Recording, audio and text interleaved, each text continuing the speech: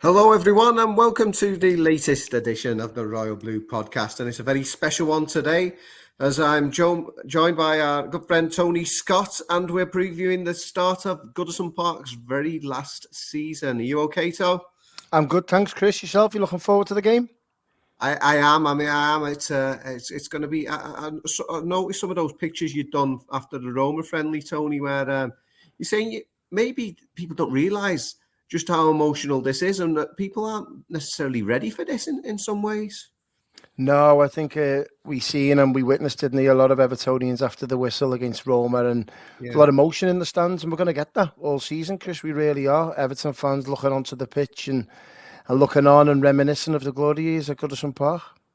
Yeah, well, there'll be plenty of that tomorrow. Hopefully that can be used in a positive manner. I know on Monday there was very lengthy podcast with Joe Thomas, Ian Kroll, who's off on his jollies again, and hence why we've got this arrangement, and Gavin Buckland, and I don't know. It seems civilization seemed to rise and fall during that podcast. It lasted longer than some Everton exclusivity periods, but we'll try and keep it a bit tight today. Talking of exclusivity periods, Tony, fresh yesterday afternoon after Sean Dyche was done and dusted with his press conference. We'll come on to that after this, but you know the latest reports now. John Textor back in the period of exclusivity with Everton. It's all very curious, really, that none of this has come from the club's point of view, but Mr. Moshiri seems to have done a deal again with another interested party. I mean, what do you make of it all? Do you know what? From an Evertonian perspective, from a fan perspective, it sort of goes over your head now, doesn't it? Because we've had that many interested parties and nothing's materialised, and you sort of like water off a duck's back towards Evertonians now, where it was it's kind of a novelty where it was when it first happened, and now it's every month there's another interested party. So it's kind of we've got used to it, and we'll only believe it when it actually happens, if that kind of makes sense. When you same as for the signing, when you see them in a blue shirt, that's when you actually know that they've signed for Everton. So when you actually see someone put pen to paper and actually buy the football club outright, then that's when it'll probably filter in. Yeah, I mean, we'd already actually had the quote from the Crystal Palace chairman that day, and he was saying that they wouldn't stand in Mr. Textor's way in terms of his ambitions. He wants to have a club where he can control in the fallen part of his multi-club model. I mean, that's the same as what 777 were. He's a very different type of owner, to be fair, and different sort of track record, and obviously similar to Darren Friedkin as well, who owns Roma. I mean, from like you say, we're keeping them at arm's length at the moment because obviously, like you say, Tony, that's the fifth time in 2 years now that they've entered into a period of exclusivity with somebody, and obviously some have gone on for longer than others. 777 lasted for the best part of last season. But in terms of an owner, I mean, what are your feelings around Textor? He's certainly a very different character than Moshiri. He is. Listen, if you look, let's have it right. Let's be realistic and take a step back. Can we have anything worse than Moshiri?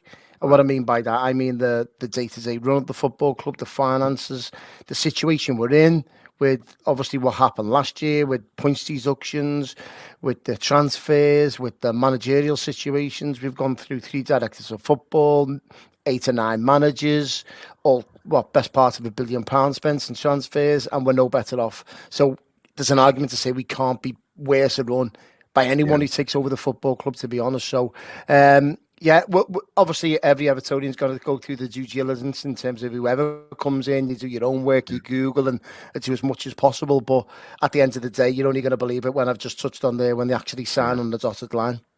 Yeah, because I mean that's the crux with this one. I mean, it was similar with Moshiri before he came in. He had to offload his shares from Arsenal, but that 45% stake that Textor's got in Crystal Palace, that's got to be sorted.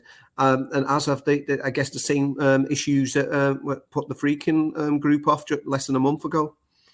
Yeah, if you look at it on face value, there's a £200 million loan that needs to be paid off, and no one knows who it's getting paid to, where it could lie to. No one knows where the repercussions of it could be. So you can't exactly blame Dan Freakin for pulling out of the deal, so to speak. He probably thinking, hang on, well, maybe I might get away with not paying this 200 million. Maybe who knows where this loan could go. So that's why he probably pulled out. I know John Textor's looking at it, so he's got to sell his shares. Exactly. So if he's not willing to, if no one's willing to buy his shares, he can't buy Everton. Simple. So he can have an exclusive period as long as he wants, but if no one's willing to buy his shares in Crystal Palace, he's not going to be able to take charge of Everton Football Club. Simple. Yeah.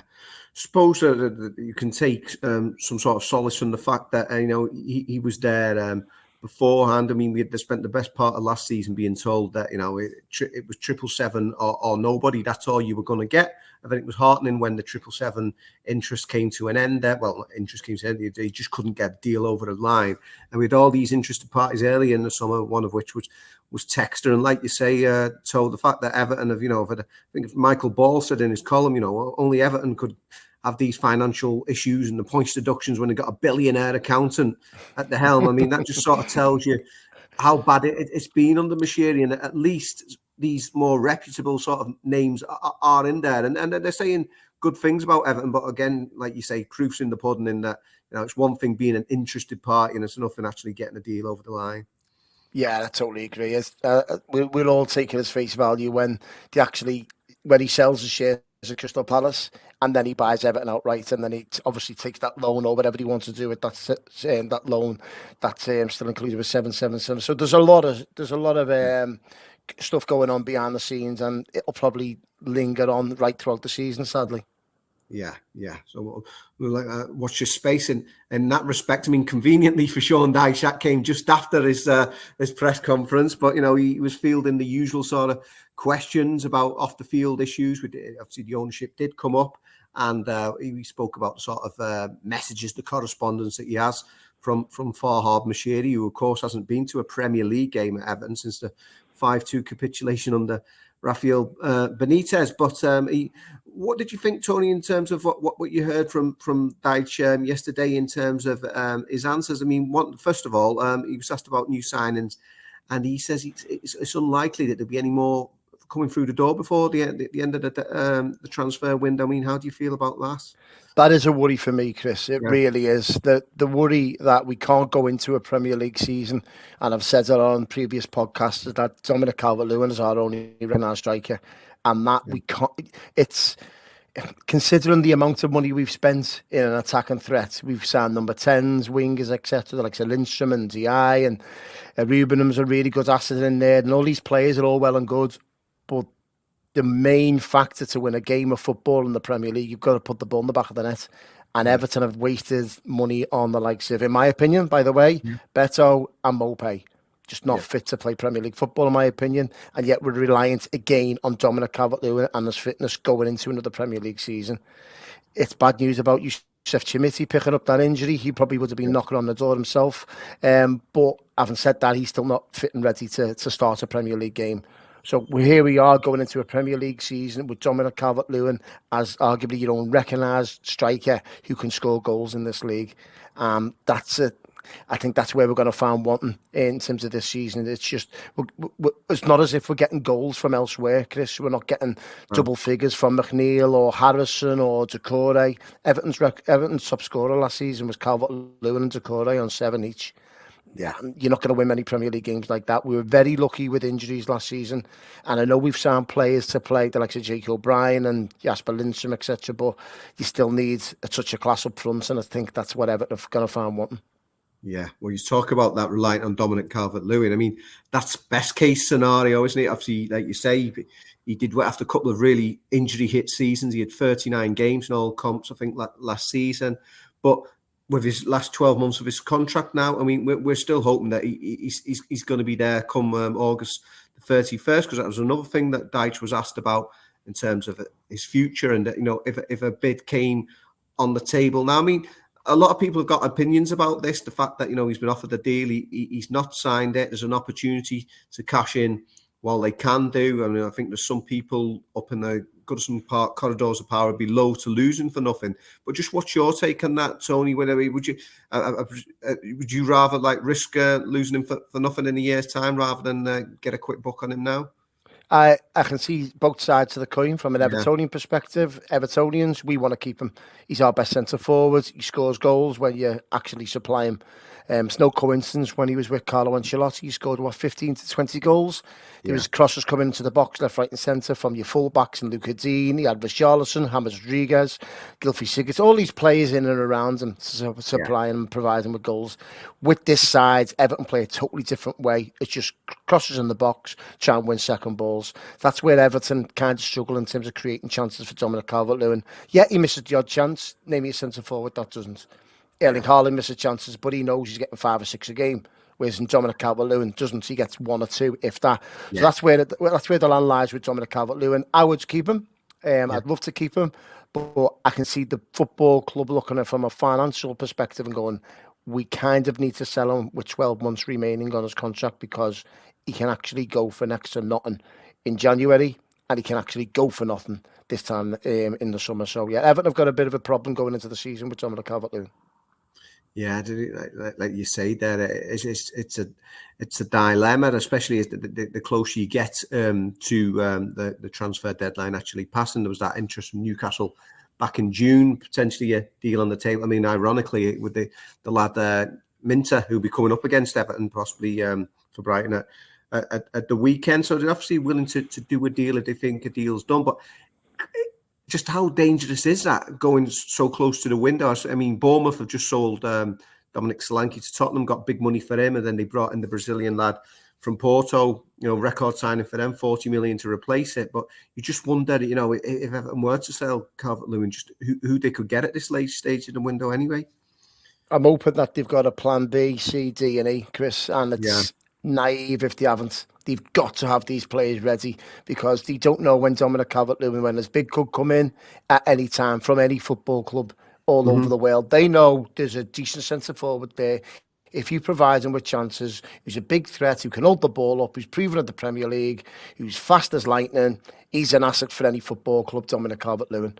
And if a bid comes in from now till the last week in August, is it, whenever it is, September, 30th of August, 30th of August, he's gone.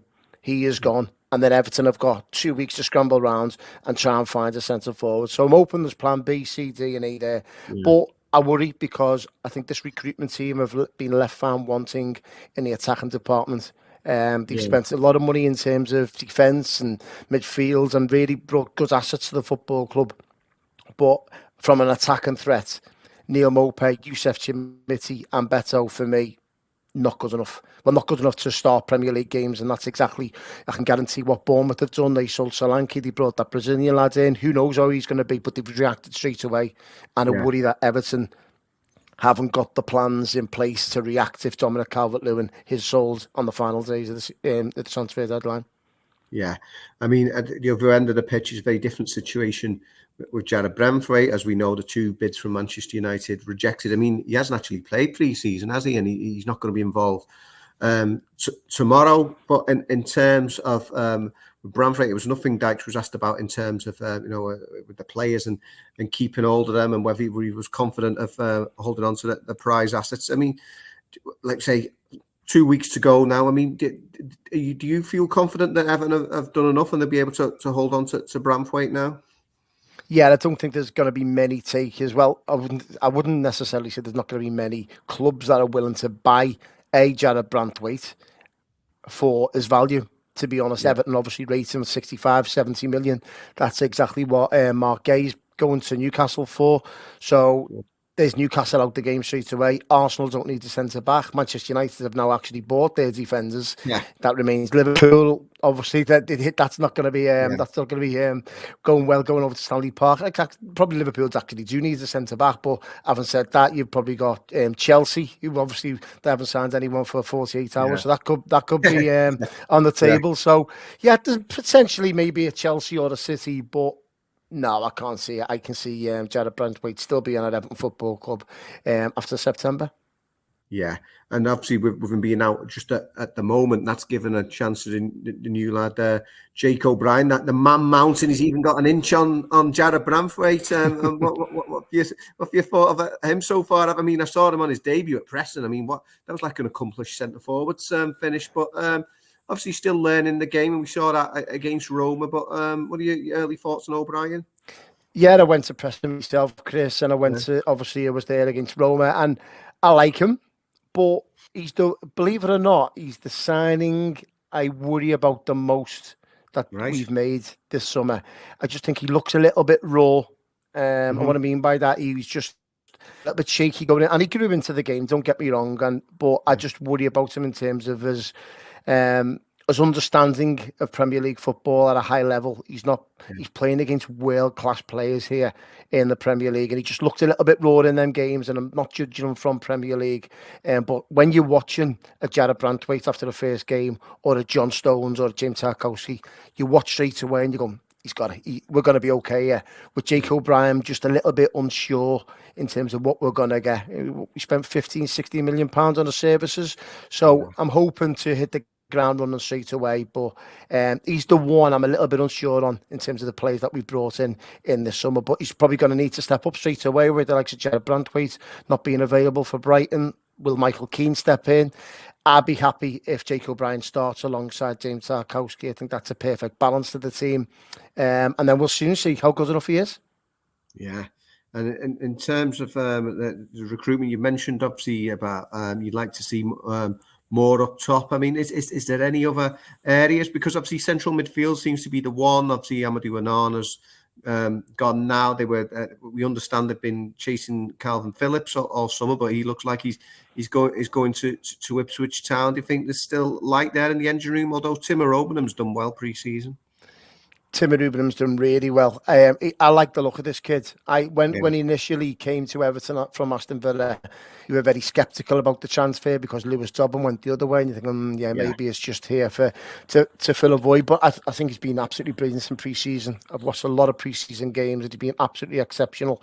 And that was against a really good Roma side that finished sixth in Serie A last season. So I think he's got a lot about him. He's got a big engine on him, gets his foot in, drives his team up the pitch, and he's only young as well. So he's the one out of all the signings. He's got the potential the most. I'm hoping to see Iliman Ndiaye playing a number 10 role. I think we've seen Abdoulaye Doucouré run his course there. He's filled a void for us. He's filled a gap, and now I think he can belong in centre midfield to help the likes of James Garner, just a guy. Timur Obenham, who we've just touched on, and Harrison Armstrong, who's also impressed in pre-season. So I think Everton have got numbers there in terms of from a central midfield perspective. I think where we thought we were light maybe 2 weeks ago, sale of Onana, I think we've got like 4 or 5 players now, because obviously Doucouré can play in there as well.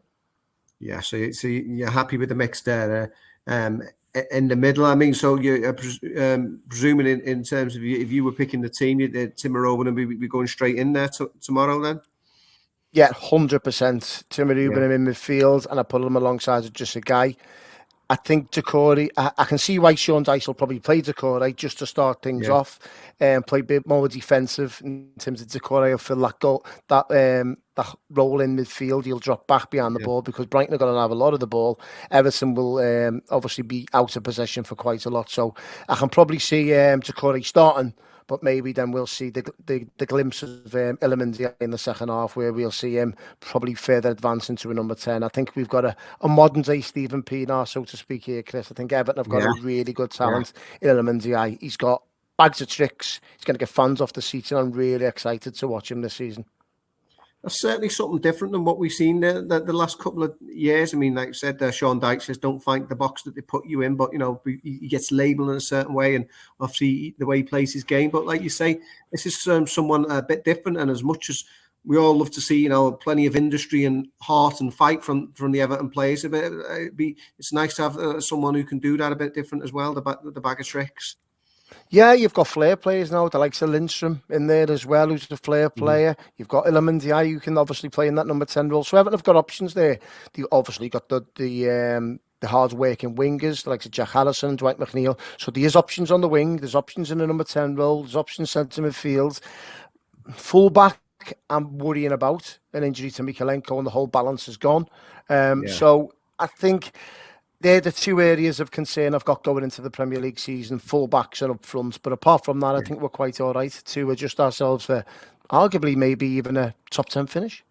Yeah, well, you say that. So with the balance of the side, and I suppose most areas is that they are, like you say, there's a couple of areas where there's a few options in there, but right back seems to be the one where it's still that movable feast and it's up for grabs.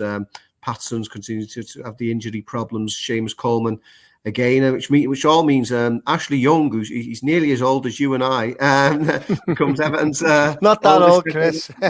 Oldest ever outfield player. You're playing vets with the Bramley Moor, were you, so? He's we'll have to bring our boots on Saturday, won't we? Just might get a game at right back.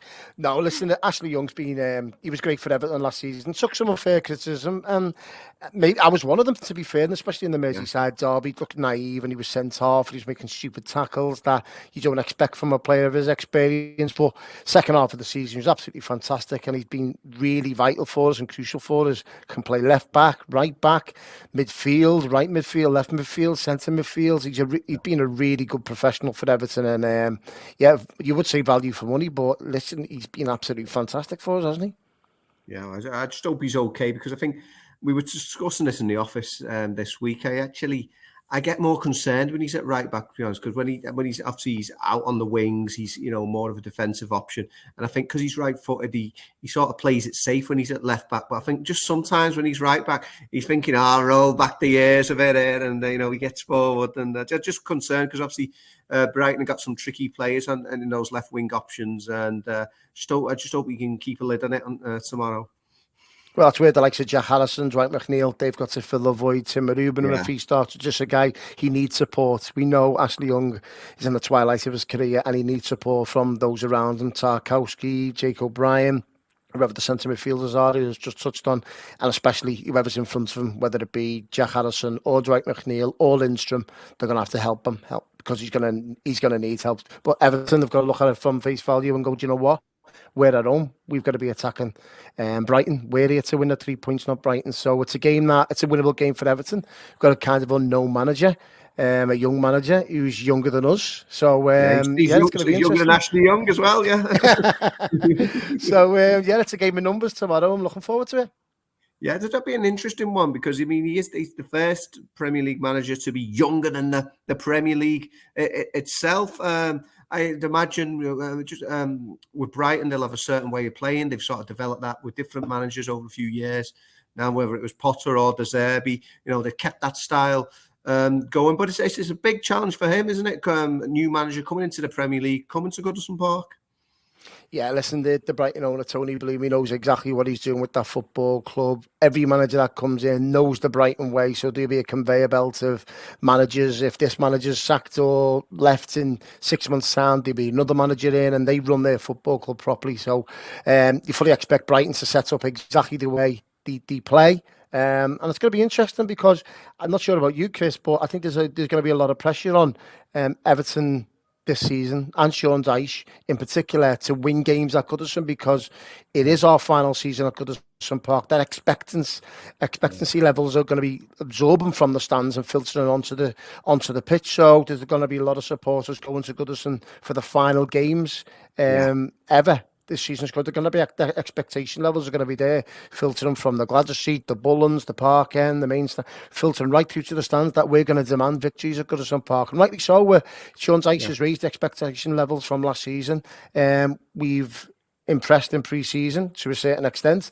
And now it's about getting points on the board and attacking Brighton. You just mentioned there about the defence, but I think it's a game that Everton should be looking at it, because it'd be one that you go, do you know what, let's go and get 3 points on the opening day. And how good would that feel, walking out to Goodison for the final time on the opening day, thinking, do you know what, a good 3 points in the summer sunshine? Yeah, definitely. I mean, it's something I'll be speaking about in the Royal Blue column tomorrow. Hopefully they can harness that power of Goodison Park. But like you say, Tom, it can go one or two ways in that, it is going to be that expectation that the final season at Goodison, they just can't afford another slow start like they had last year. Was it about the fifth game until they won at Goodison Park, and then we went as far as Easter, and they'd only won 3 at Goodison all season, and then obviously finished really strongly with the 5 wins and the bounce and 5 clean sheets as well. So you just got to hope they can take that momentum from last season and sort of harness all that sort of the emotion and the feeling from the stands and sort of use it in a positive way. Yeah, I think one thing I will say that Sean Dyche has done absolutely amazing with the mentality of these players and the expectation levels from the stands and going through adversity as well. It's so easy to forget that they've gone through two different point deductions last season, and they had to absorb that Bournemouth game that we all never want to go through again, in terms of you had to win to stay in the Premier League. And if you can go through them must-win games, you can go through anything. You look at the back end of last season with them crucial wins that they had against Nottingham Forest and Brentford and Liverpool in the space of a week. They were crucial victories to keep a giant in the Premier League. So if you can cope with them games and the point deductions, you can cope with anything. So that's one thing I'll give credit for Sean Dyche. The mentality he's installed in this football club and in the players in particular is second to none. And long may that continue throughout the season. Yeah. I mean, just what are your own hopes and thoughts for the final season at Goodison? Because, like we said, we can't underplay this. Just what a massive thing! It's once in a lifetime thing. I mean, all those Evertonians who aren't there with us anymore to see this time as well. It's going to be a real sort of I won't say draining, but we're going to be put through it, aren't we? In the months ahead.